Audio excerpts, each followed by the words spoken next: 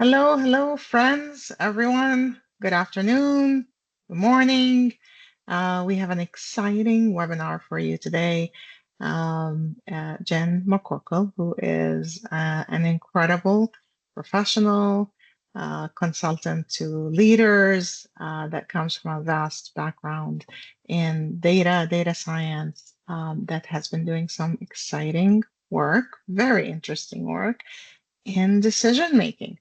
And as a matter of fact, Jen has recently taken our leadership team through one of her labs.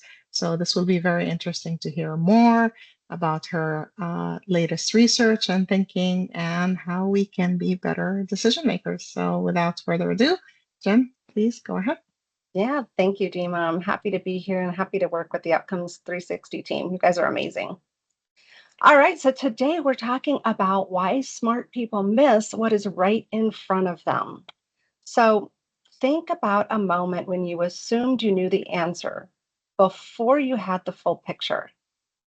Hold that memory as we explore what happens when intelligent professionals encounter uncertainty.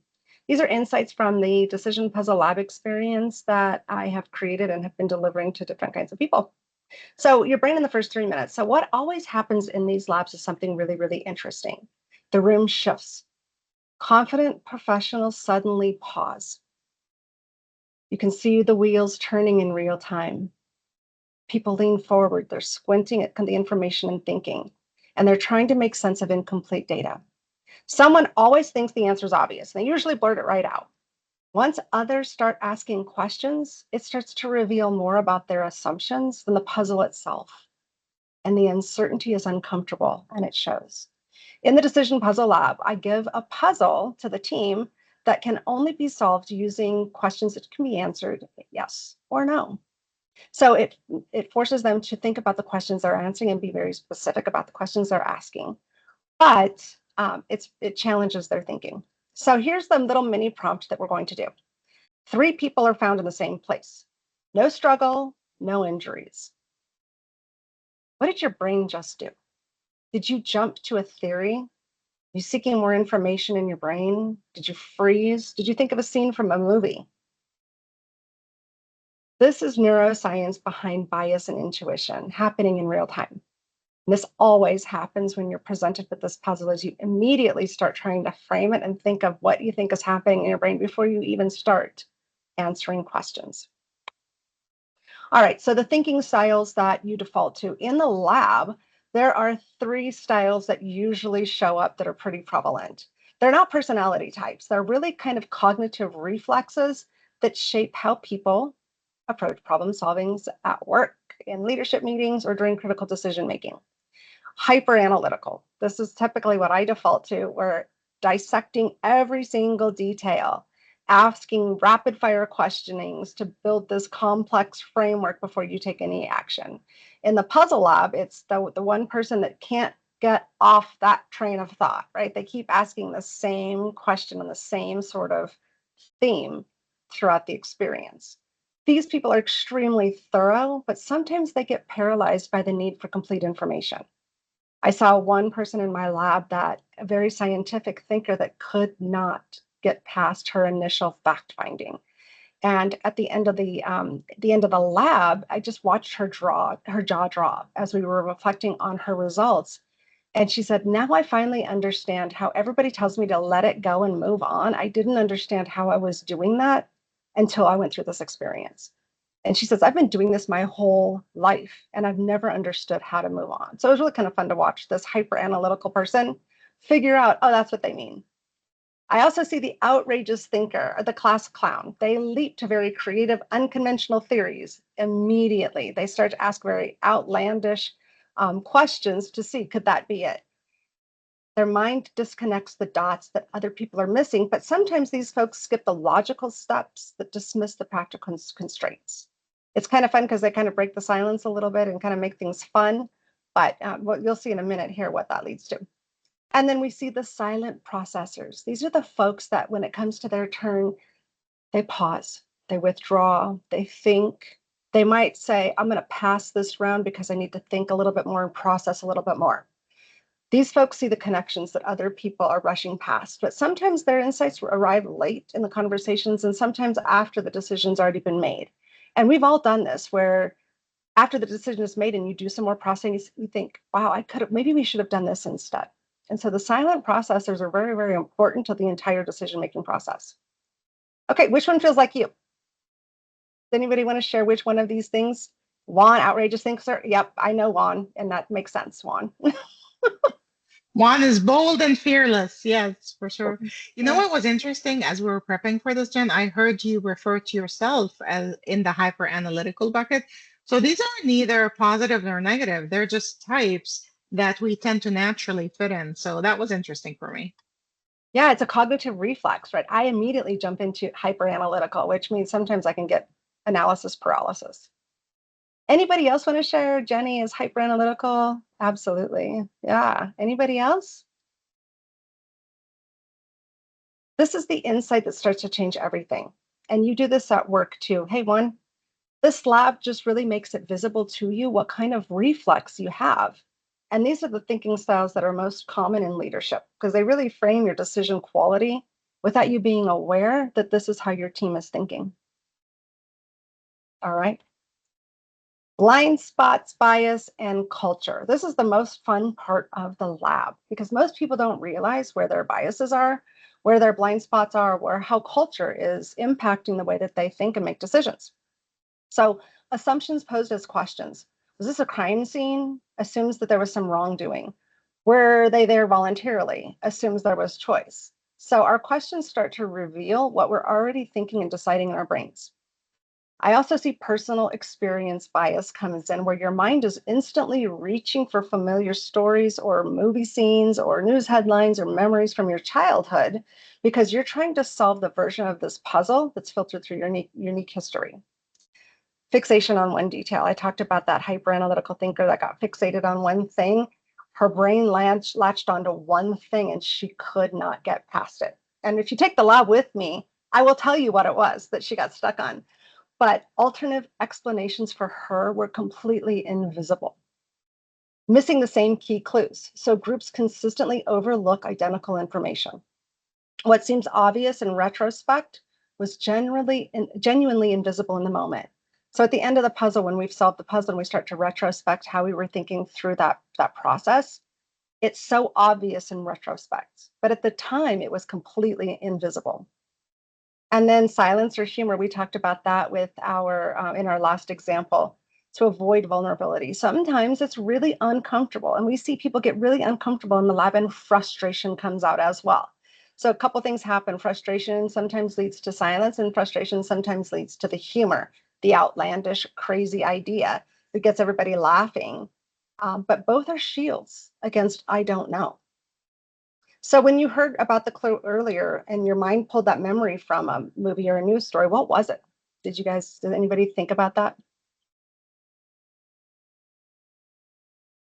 I just pictured your typical horror movie.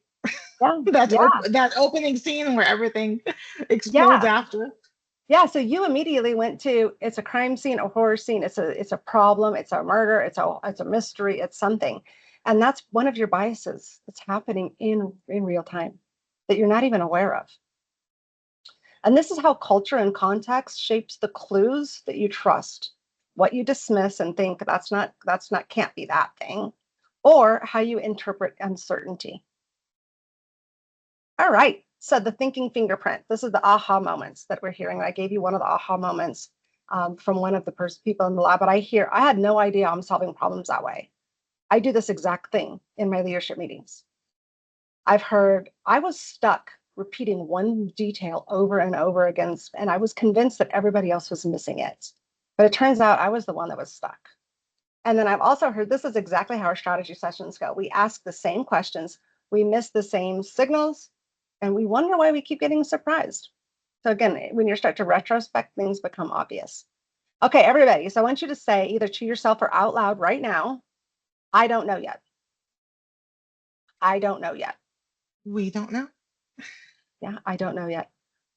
Notice what you felt in your body. Yeah, did you feel tension or relief? Typically, people don't really like to say, I don't know yet. It doesn't feel very good. This is the neuroscience of collaboration under uncertainty. When you're in a room and you're working with your peers and you have to say, I don't know yet, you start to question yourself. It feels kind of crunchy and yucky. That's that that's part of what happens in these labs that starts to reveal how people handle that uncertainty. All right. In the lab, we talk about a framework, a critical thinking framework that I call Deeper. And Deeper is a practical framework that helps you learn how to think deeper, how to do a little bit more critical thinking.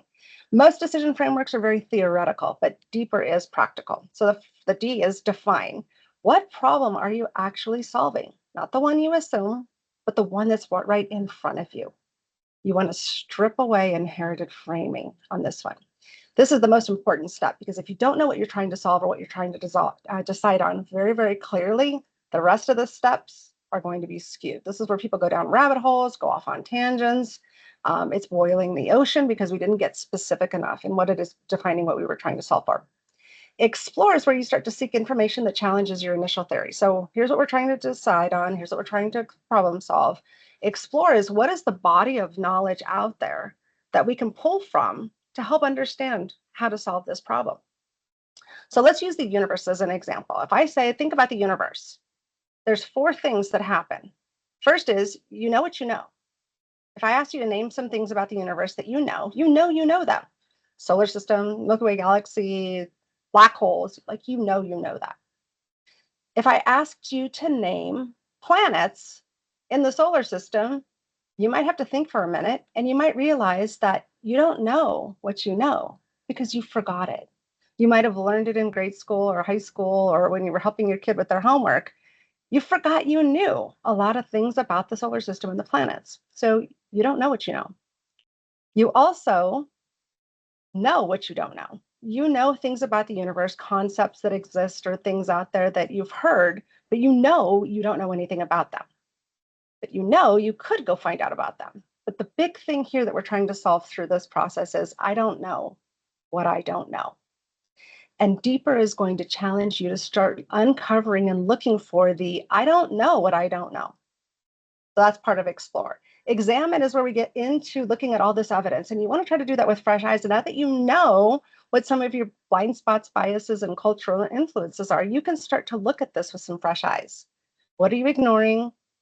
What details keep pulling your attention away from alternatives? Pattern is that can be thought of a couple of different ways. In this context, we're talking about pattern, recognizing your cognitive fingerprint, and are you being hyper analytical, outrageous, silent, and is this serving you? Pattern also serves to take your evidence and start to connect dots, patterns in the information, causations, links, commonalities, similarities. And this is the step that starts to pull everything together that allows you to empower. And in empower, you're taking one small aligned action.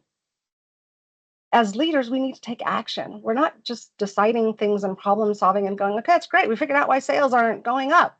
Cool. Let's all leave. We'll talk about this at the next meeting.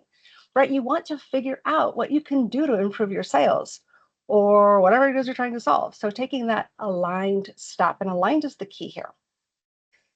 And then release. The R is also retrospect. So you want to release it like, okay, now we decided we're going to go after a new market. We want to release this out into our company. And we're going to enable and keep people accountable for doing that work. So we're going to release the step that we're going to take, the decision we made. But we also want to take time to retrospect. Not just, was this a good decision? But we're going to retrospect on, did we have a good decision-making process? So going back to the clue that we talked about a minute ago, what are you assuming without realizing? Dima brought it together for us perfectly. She thought of a horror movie. And when she starts to think about how her first instinct goes into a certain place, she can start to think about, wait a minute, let me question my assumptions. And when Dima starts to do this in a leadership setting, she'll start to figure out, oh, I automatically default to thinking that our sales are down because we have a bad product. No, we really don't. It could be something else. I'm not saying Dima would ever do that. She would never do that. So in the full decision puzzle lab experience, deeper starts to become an instinct. You start to think about it a little bit differently, and participants are leaving with a better understanding about how they think, and they learn a practical tool to navigate that uncertainty. All right. So if this sounded interesting to you and you would love to learn more about it, you can hit my website or my LinkedIn page, book a walkthrough with me to talk about how we can book a lab or join the wait list for the open sessions that are coming in 2026. All right. What And, questions do you have? and I think we can share these links afterwards in the email. So, all right, let's open it up. What's your reactions, guys? What are you thinking? How does this relate or not relate to you? I think it's quite interesting because, in the world of safe, and Dima, correct me if I'm wrong, uh, sometimes you're making a lot of decisions on portfolio, and then you really bring it down and have thousands or hundreds of people working on those, and probably those decisions are not the best. So they undermine the power of safe by having people working not exactly in the best decision, Mm-hmm. and then lose time and money on that. So probably reinforcing or recommending this for people that makes tough decisions, especially at portfolio level, could have a lot of value. Yeah, I, thank you, it's Mark. it's it's interesting to bring in the value perspective because you also made me think of at the portfolio level, we need to be able to ignore sunk costs, right? There's investments we're emotionally tied to, and at times we just have to face the data and face the reality. And I loved when I read your definition of release. Let it go. And it's hard. It's hard to let go. Each of us here on this call have latched on to something that probably we should have let go of much sooner than we have. Yeah, I've been coaching and working with a lot of the executives in my client base here, and we're talking about focus on getting it right, not being right. And think about that for a minute. Focus on getting it right, not being right. Egos are hard. Ego's a hard thing to let Mhm. go, isn't it? We all want to be right. What else? Thank you, Alex. What else? I think this also is very applicable to the team level, right? The ability for teams to be able to pivot away from decisions, even though they thought it might have been the best thing for them, right? The preserving options and the ability to pivot. I think this really would help align some of the decisions that they're making there as well. I know that this has kind of been presented to a more executive level presentation. However, I think it could be very applicable at the team level. Mm-hmm. I'm so glad you said that, Jenny, because coming soon, and we will send in an email, is I have a couple of books coming out. And one of them is the Deeper ebook. And in the Deeper ebook, it talks a little bit more about the process and how your brain processes and what I call invisible scaffolding. But it also provides real use cases in a leadership setting, in an analytics problem solving setting, and in personal settings, how you can use deeper in personal introspection and for personal development. So stay tuned for that. That's coming. Who else? Who else would like to share? So I'm actually curious because several of us here on this call are involved in some form of either technology initiatives or even AI initiatives where there's a ton of unknown around us. What's been your experience there? What are you observing in terms of this decision bias? What are you seeing? Yeah, I love that question. I'm so glad you asked that because I talk about this all the time. I see two things happening with critical thinking in our world. I see people my generation, so I'm in my 50s. I see people at my level and in my thought process outsourcing their thinking to ChatGPT because we do have so much experience and so much wisdom that we can take something that's coming back from ChatGPT and we can usually check it. Like, does this make sense? Does this pass my gut check? Deeper gives you a way to kind of go through a pattern to check what your AI is telling you. I also see younger generations that are coming out with no critical thinking. They don't know how to do it. So this framework is also helping them think about problem solving and different things they're doing, even if they're using ChatGPT to check it. It's also helping people make better decisions about the AI initiatives that they're going after. It's right now everybody's so freaked out about, am I behind? Should I be using it? We should use it everywhere. Everybody in my company should be using it. And I think that sometimes We are distracted by the shiny object, and deeper helps you really focus what it is you're trying to do and think through that process. Yeah, that's awesome. And what else do you guys think? Those of you that took the lab and have tried this, do you agree?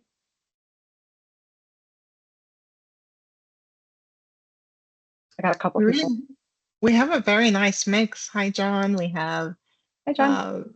product perspective, sales perspective, tech perspective, engineering, every Yeah, every perspective on this call. Go ahead. I would say that the critical thinking aspect is what stood out to me. Since I went back to school recently, I noticed a real lack of that in the people because obviously I'm a much older student. I noticed a real lack of that in younger people, and it's just it's a real shame that there's no critical thinking in high school. And quite honestly, I'm not sure if they really teach that spot, if they really teach it in undergraduate. I think they certainly did when I was an undergrad, but I think it also depends in what area you're going to. So if you're going into engineering, right, the mathematics, the logic, the thing that teach you how to solve problems, I don't think they necessarily do that in other colleges. So it could be somewhat having to do with the major, the choice that you make. But I don't know. I seem to come out of undergrad with definitely some critical thinking skills, but it's definitely it's a hole, a real hole and a real problem in today's stuff. And if you think about it, I mean, now you got some companies that are just using vibe coders to build stuff, Mhm. and they don't really understand architecture. They don't understand scale. They don't understand how to debug. And I come from a generation where I was debugging computers in Octal and having, to understand little Indian versus big Indian. And my debugging wasn't even a print statement. I got to see different lights turn on that I could, react to and try to figure out, oh, if I press this button, I have to translate this into hex to figure out what line of code it's in. All that stuff is gone now. I mean, they just don't have those skills anymore. And that's a real shame. It is. And what I noticed, and I've been in analytics and data science and leadership for 30 years. My anniversary of 30 years is coming up next year. What I see happen is loosely define, jump to examine, jump to empower. And people are forgetting to explore and pattern and retrospect. And they don't do these steps as deeply as they should. I think you guys have seen that as well. Like, I think this, I'm going to examine my data, I'm going to take an action. But what body of information was out there that you ignored? What biases and blind spots are you not thinking about? What patterns are you not connecting? Yeah. All right. That's very good. Thank you, Joe. I'd love to talk to your students. If we can anchor back on the slide with the different types of decision-making styles, I guess. There we go. This one, biases, Uh, yeah. Mm-hmm. I think this one is actually quite good. So what do you think now if we as a team, each of us kind of anchors or relates to one or the other, what advice do you have for us? What do we do with this information? Yeah. So assumptions posing as questions. I like when you said I thought about a horror scene. In the puzzle lab, I watched you do this. I watched you say, okay, this is happening, and then you asked your question. And you Hmm. didn't confirm your assumption. And it's everybody does it. I'm just picking on you because you're right here. But everybody does that same thing. So thinking about, am I making an assumption before I ask my questions? Personal experience bias. I saw Jim and Joe do this in the lab as well, is they had a personal experience that defined every question they asked, not thinking about the fact that this could be a different experience that the person in the puzzle was having. And in leadership meetings, you tend to bring that in. I've already solved this problem in my last company, and I'm assuming everybody already knows this, so I'm just going to assume everybody's going to do it this way. And you forget that your personal experience is biasing you in that new environment. Your personal experience could be valid, but it also could be biasing you. Fixation on one detail. That's what Deeper is supposed to help you do, is move past that sort of fixating and moving past it. But it's partly knowing when you have enough information. And I call this Goldilocks data. It's not too little data and it's not too much data. And as a hyper analytical person, I kind of like perfect information, which will never ever happen. So I need to be aware enough to know when I have enough information to make the best decision I can. And then missing the same clues.